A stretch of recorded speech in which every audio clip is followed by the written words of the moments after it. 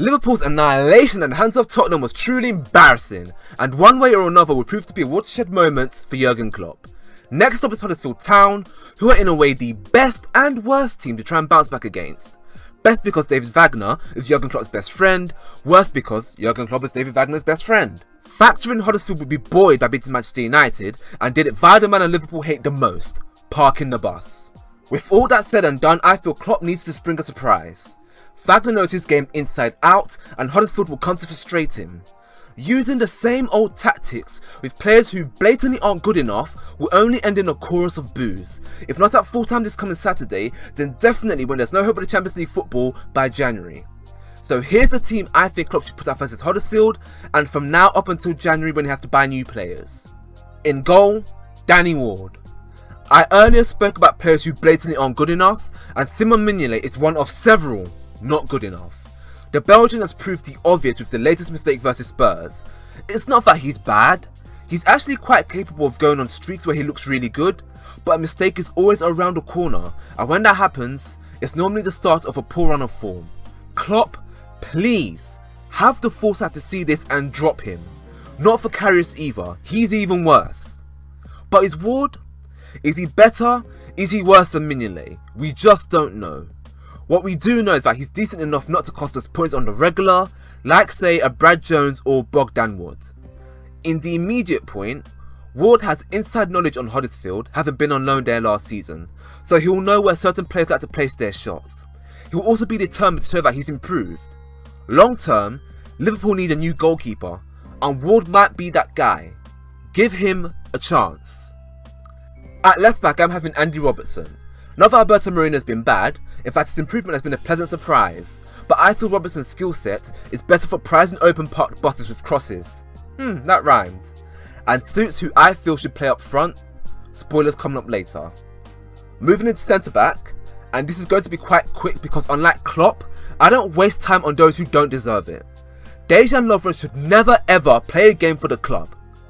If he's deleted his Instagram because fans keep directly atting him, then he has my sympathies. Football is a game designed to bring people together, not force them into isolation. And if you are one of those harassing players, you need to stop. That doesn't, however, change the fact Lovren should never ever play a game for the club. And in his place should be Joe Gomez. He's far more quicker and composed. And whilst he's prone to being out of position and making reckless tackles, as testified versus Watford's last minute equaliser and then his sending off versus Sevilla, his athleticism suits the high back line the Reds play. I hope his inclusion helps Matip get back on form, as he's the only Liverpool defender that's competent when he's on the top of his game. Replacing Gomez at right back should be Alexander-Arnold. He's far more adventurous than Robertson and likes to dribble into position, whilst the former whole left back angles his crosses from deep. Yes, TAA is suspect defensively, but this is why I like him to be partnered with Robertson, who will hang back and provide a bit of balance. Midfield. Oh boy, midfield. Subscribers to this channel will know that I have been screaming about this area ever since Xabi Alonso left in 2009. 8 years later, it is still a problem position. The usual trio of Jordan Henderson, Emre Can and Gini Wijnaldum need to exit stage left as soon as possible. This tried and tested trio, either as individuals or as a partnership, offers very little in the way of goals, creativity, dictating the game or covering the defence. Watching paint dry is more exciting than watching them run around maniacally. Like I've said, we know Huddersfield will park the bus.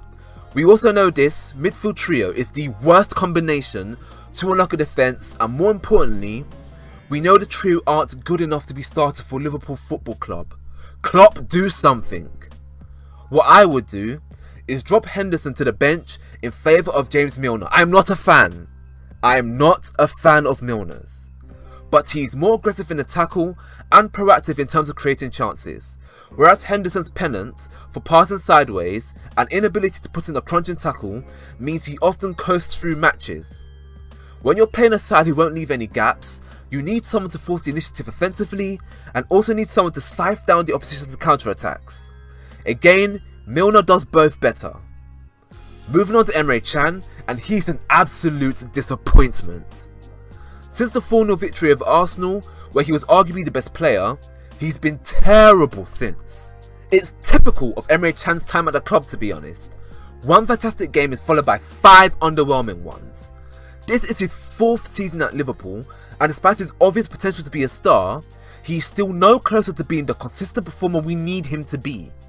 I've said it before, I hate wasting time on someone who clearly won't make it.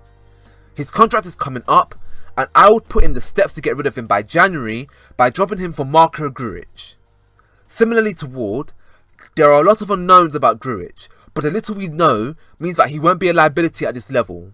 In pre-season last season, he scored several goals, and earlier this year versus Southampton, he did more than Wijnaldum in a 10-minute cameo by hitting the crossbar.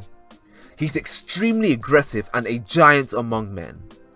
Liverpool have often been accused of being a small, timid, easy to play against side, and that has to stop. For example, as bad as Lovren was versus Tottenham, I am offended. All it took was a single looping ball to get in behind the defence. Where were the midfielders?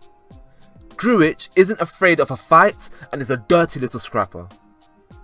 From the little I have seen, he isn't technically inferior to any of Can, Milner, Henderson or Wijnaldum, so Klopp, what's the risk? Last but not least, the final central midfield slot goes to Coutinho. In a team full of Olympic sprinters and marathon runners, Coutinho is the only one with loads of guile and creativity. When he plays out wide, he's always coming inwards, congesting the middle.